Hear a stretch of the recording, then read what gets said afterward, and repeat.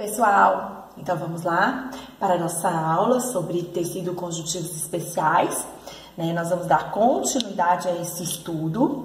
Nós já falamos então de tecido adiposo, já falamos de tecido cartilaginoso e agora vamos falar então de tecido ósseo, né? Então vamos lá falar de um tecido que forma aí um órgão, mais um órgão no nosso organismo, né? Que é o osso, né? Então, esse tecido, ele vai ser organizado e ele vai ter algumas células importantes. Ele tem aí os osteoblastos, os osteócitos, os osteoclácitos, né? Células características desse tecido. E nós vamos depois detalhar um pouquinho dessas células, tá? Esse tecido é um tecido vascularizado e neural, né? Diferente do tecido cartilaginoso que nós falamos, que era um tecido avascular e aneural. O osso não. O osso é vascularizado e neural. E basta a gente lembrar de como sente dor uma pessoa quando fratura um osso, né? Então, mesmo que a gente não tenha sangramento exposto, né? Quando tem uma fratura, a gente consegue ver que depois o local fica muito roxo, né? Por causa do sangue, então dos capilares sanguíneos que foram rompidos ali naquele osso. E, além disso, então, vascularizado, muitos capilares sanguíneos passando ali e neural, né? Então, a pessoa sente muita dor, né? Porque tem terminações nervosas ali. A gente sabe que no nosso osso a gente tem uma grande quantidade de cálcio, né? E é o cálcio que dá rigidez, né? Quando a gente fala de osso, de cálcio, as pessoas já lembram de osteoporose, né? A falta de cálcio não deixa o osso aí com a rigidez necessária, com a rigidez adequada. E a gente tem também colágeno. E o colágeno, ele dá uma certa elasticidade ao nosso osso. Como assim, professora? É elástico o osso? Não. É uma elasticidade que a gente não percebe muito se a gente pegar um osso, por exemplo. Mas o osso, ele tem uma certa firmeza para ele não quebrar com qualquer coisa. Por exemplo, pensem comigo, um copo de vidro e o osso, né? Qual que a gente vai demorar mais para quebrar? O osso, né? O osso da galinha, por exemplo. Por quê? A fibra colágena dá essa certa elasticidade a ele. Existe uma doença popularmente conhecida como ossos de vidro ou também ossos de cristal, né? Que pelo fato da pessoa não conseguir fabricar o colágeno tipo 1, o osso ele quebra com muita facilidade, tá? Essa doença é chamada de osteogênese imperfeita e é uma condição bem rara, tá? E o portador, então, ele tem fraturas com muita facilidade do osso, tá bom? Vocês já devem ter escutado falar aí desse osso de vidro. Bom, e como função? É fácil a gente lembrar da função de sustentação para o nosso corpo, né? Imaginem só se agora nós tirássemos todos os ossos do nosso corpo, né? Ficaríamos aquela massa musculosa, né? Então, o músculo ele dá uma certa sustentação, mas quem sustenta mesmo e está relacionado aí a uma locomoção eficiente são os ossos. Os ossos também, eles exercem proteção, né? E é fácil também da gente pensar nisso quando a gente pensa na nossa caixa torácica. Então, os órgãos, eles ficam protegidos, né? O nosso coração, o nosso pulmão fica protegido pela caixa torácica. A gente tem a caixa craniana e as nossas vértebras protegendo o nosso sistema nervoso central. Então, a caixa craniana protegendo lá encéfalo, cérebro, né? A gente tem as vértebras protegendo a nossa medula espinal, né? A gente tem também os ossos sendo responsáveis pelo crescimento. Então, o nosso corpo, ele vai crescendo devido ao alongamento dos nossos ossos. A gente vai ver daqui a pouco que a gente tem uma região no nosso osso que ela permite o crescimento desse osso. E esse crescimento, então, ele vai fazendo com que os nossos tecidos também, né, com que as células dos nossos tecidos vão se multiplicando e a gente vai crescendo. Então, o osso também ele vai ter essa finalidade. Reserva de cálcio. Não é só o osso que precisa de cálcio. Tá? A gente tem processos importantes no nosso organismo, que nós vamos estudar aqui na primeira série, que necessitam do íon cálcio. Tá? A gente vai ter o complexo golgiense, quando nós vamos estudar no setor A. Daqui a uns dias, nós vamos ver que ele precisa do íon cálcio. Nós temos a contração muscular, daqui 2 aulas a gente vai estudar tecido muscular, nós vamos falar da contração e vocês vão ver que eu vou falar, quando nós falarmos da contração, a gente vai precisar do íon também. E na coagulação sanguínea, na nossa próxima aula, nós vamos falar do nosso sangue, nós vamos falar lá das nossas plaquetas e vamos ver que o processo de coagulação, ele depende também do íon cálcio. Vamos entender agora como que o nosso osso, aí básico, a organizaçãozinha básica aí dos nossos ossos. Então, olha só, vamos começar de fora para dentro. A gente tem essa região aqui contornando os nossos ossos, que é chamada de periósteo, tá? Então, um tecidozinho, ó. Periósteo é um tecidozinho, então, que reveste o nosso osso, tá? Abaixo, eu troquei aqui, gente. A minha setinha tá no vermelho aqui, ó. Mas essa estruturinha cinza, aqui, era pra eu ter colocado o nomezinho aqui. Essa estruturinha cinza aqui, que é o periósteo, tá bom? Então, não é essa vermelhinha não, tá? A gente tem, vou puxar outra setinha aqui, ó. Vou repetir o nome aqui, ó. É o periósteo, essa cinza. O periósteo, tá? Nós temos abaixo do periósteo, aqui em bege, aqui, ó, nós temos uma parte compacta, então eu vou colocar aqui, ó, osso compacto, uma parte mais compacta, mais rígida. Logo abaixo, que seria então essa porção aqui, ou essa porção aqui, nós temos o osso esponjoso, tá? Então eu vou colocar aqui, ó.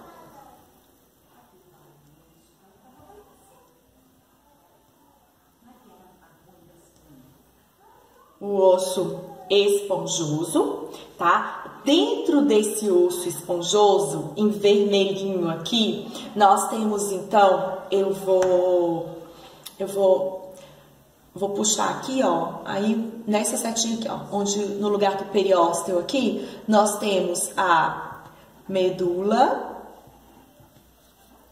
óssea vermelha. Então aqui não é o periósteo, ó. É a medula óssea vermelha. Aqui, essa regiãozinha aqui, nós chamamos de disco epifisário. Esse disco epifisário é o local que é observado pelos médicos quando muitos adolescentes, quando algumas pessoas fazem exame para saber se ainda podem crescer. É essa região aqui que vai se multiplicando e vai promovendo o crescimento do osso. Então, as células dessa região, né, que vão se multiplicando e vão promovendo o crescimento do osso. Então, essa região que mostra o quanto uma pessoa ainda vai crescer. Se ela estiver muito calcificada, significa que a pessoa não vai crescer muito, tá? Então, é por meio dessa região que o médico faz o diagnóstico, se a pessoa ainda tem possibilidade de crescer ou não. Essa regiãozinha aqui é uma regiãozinha oca e dentro dela a gente tem uma gordurinha amarela. Então, nós chamamos essa região de medula óssea medula óssea amarela, tá? Agora, olha só, vocês vão imaginar comigo que nós vamos então fazer um corte. Olha só, nós vamos fazer um corte, vamos fazer 2 cortes nesse osso. Vou cortar assim e eu vou cortar bem fininho, vou fazer 2 lâminas bem fininhas nesse osso e vou, olha só, como se eu estivesse tirando um pedacinho. E vou retirar essa fatia e vou virar para nós entendermos como que é essa estrutura compacta do osso, tá? Então a gente tem, ó, essa regiãozinha cinza, eu peguei, é como se eu tivesse pego esse pedacinho aqui, ó. Como se eu tivesse pego esse pedacinho e vou ampliar ele aqui. Então eu tenho, ó, aqui essa regiãozinha cinza, é o periósteo. É o periósteo, tá? E logo depois, a gente tem, então, essa parte compacta. Essas estruturinhas aqui marrons são células, tá? E essas células, então, elas são chamadas de osteócitos. Osteócitos, tá? Essas células, elas já foram osteoblastos, tá? Elas vão secretando, elas são responsáveis os osteoblastos foram responsáveis pela secreção da matriz óssea, e quando essa matriz vai enrijecendo, essas células vão ficando dentro e elas passam a ser chamadas, então, de osteócitos. Daqui a pouco a gente vai falar um pouquinho mais dessas células, tá? Então, essa porção que nós estamos falando é a porção compacta. Então, olha só, é o esquema do osso compacto, certo? Acompanha aí comigo essa imagem que tem aí, mostrando mais detalhado essa porção compacta, olha só. Mas tem aí um pedacinho da porção esponjosa, né? E depois da porção compacta. Essas células, elas vão se formando em volta de canais. Esses canais, então, olha só, a gente tem o canal central e os canais laterais. Por esses canais vão passar, então, os capilares sanguíneos e os nervos também. Então, o canal lateral, ele pode ser chamado também de canal de Volkmann, e o canal central, ele pode ser chamado também de canal de Harvest, tá? Então, eles são chamados de canais ósseos.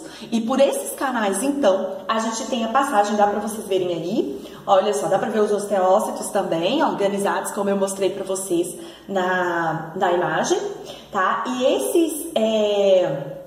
esses osteócitos, então, eles vão crescendo em volta desses canais, certo? Vamos falar um pouquinho mais dessas células, tá? Então, nos ossos, nós vamos ter os osteoblastos. Olha só, acompanha aí comigo por essa imagenzinha que a gente tem aí. A gente tem os osteoblastos. Os osteoblastos, então, são células jovens, como eu disse para vocês, que vão fazer a secreção da matriz óssea.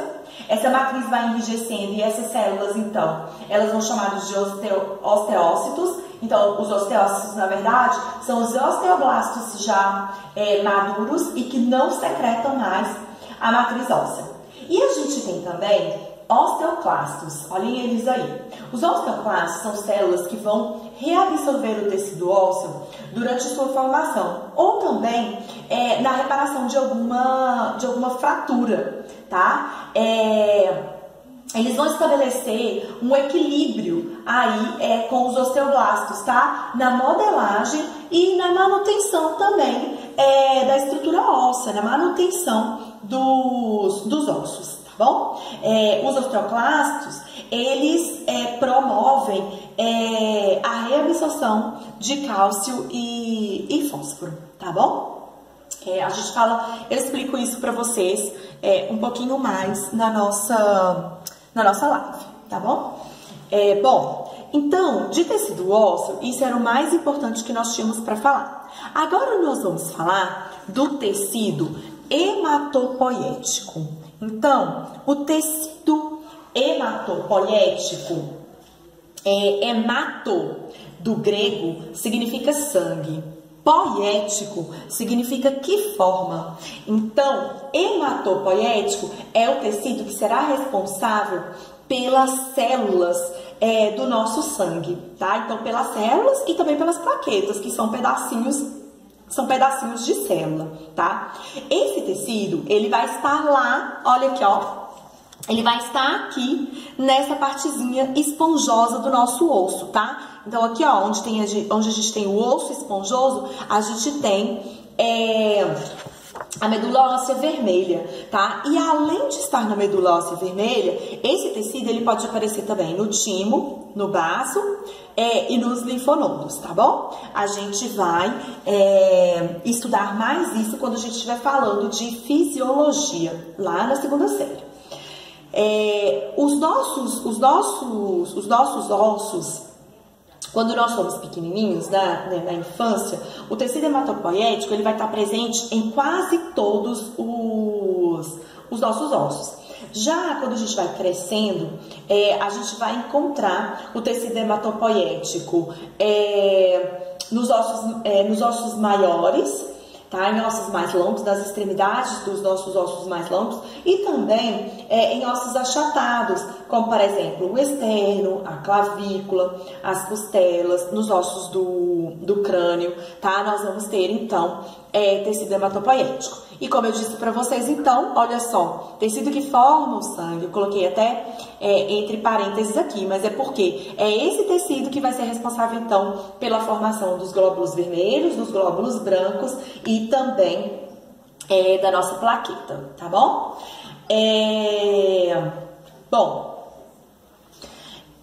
Todas as células sanguíneas se desenvolvem a partir de uma célula tronco medular ou também chamada de uma célula tronco hematopoética, tá?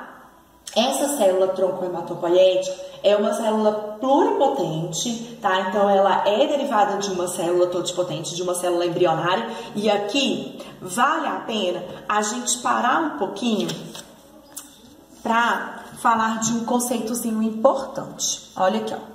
A diferença de células totipotentes e de células pluricelulares. Então, as células totipotentes, elas se transformam em qualquer tipo de célula, tá? Elas são as células dos nossos anexos embrionários. E as células pluricelulares, elas se diferenciam em tipos específicos de células. Então, elas não vão se diferenciar em qualquer célula, como por exemplo, essa célula que nós vamos falar agora, olha só, acompanhe aí comigo, que a gente vai ver então como que é a formação das células lá no nosso sangue. Acompanhe aí por essa imagem. A gente tem então a célula tronco hematopoética. A célula tronco hematopoética, ela é derivada de uma célula tronco embrionária, ou seja, de uma célula totipotente. A célula totipotente, ela se diferencia em todas. Aí ela forma as células pluricelulares. As pluricelulares, elas, dependendo da região em que elas estão, elas vão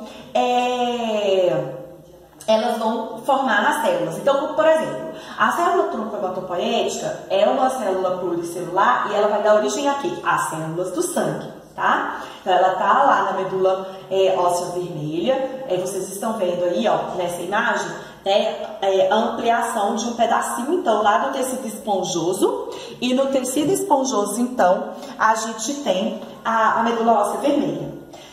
Então, a célula tronco hematopoética, ela se divide muito. Parte dessa célula vai continuar sendo célula tronco hematopoética para sempre estar dividindo e formando célula tronco pluricelular. Essa célula tronco pluricelular, elas vão se diferenciar em célula tronco mieloide, acompanha aí comigo, em célula tronco mieloide e célula tronco linfóide. Vamos falar primeiro da célula tronco mieloide. A célula tronco mieloide, ela vai se diferenciar em eritroblastos e esses eritroblastos, eles vão formar as hemácias. A gente vai ver como que isso ocorre na nossa próxima aula. ela vai se diferenciar também em megacariócitos. E esses megacariócitos, eles vão formar as plaquetas. A gente vai ver na nossa próxima aula também. E essa célula ela vai se diferenciar também em glóbulos brancos. Ela vai se diferenciar em neutrófilos, em basófilos, em eosinófilos, tá? E em monócitos. E as células troncolinfóides. As células troncolinfóides, então, elas vão se diferenciar nos linfócitos, tá? Então, são glóbulos brancos também. A gente tem o linfócito T, o linfócito B. Elas se diferenciam em alguns monócitos também. Elas formam alguns monócitos também. E a célula NK, natural killer. A gente vai falar disso quando a gente... na próxima aula eu vou falar um pouquinho dessa célula para vocês também, tá bom? Então, eu espero que tenha dado para vocês entenderem. Anotem as dúvidas, tá? Qualquer dúvida, vocês deixem anotadinha aí para me perguntarem na próxima aula, ou podem me mandar também, tá bom? E na próxima aula, nós vamos falar do nosso último tecido conjuntivo especial, que é o tecido conjuntivo especial sanguíneo. É uma aula também muito importante. E depois, nós vamos ter 2 aulinhas para a gente falar de tecido muscular e de tecido nervoso, tá bom? E aí a gente encerra essa parte de tecidos. E eu não podia deixar de colocar aqui uma mensagenzinha para vocês, tá bom? Acredite em você, acredite no seu potencial. Não deixe esse tempo passar sem vocês aproveitarem muito e aprenderem tudo que puderem, tá bom? Então estudem, leiam bastante, tirem todas as dúvidas e façam todos os exercícios propostos e mais alguns, tá bom? Aproveitem muito o plural, que tem muitas atividades legais lá para fixação e revisão da matéria. Beijos, beijos no coração, fiquem com Deus.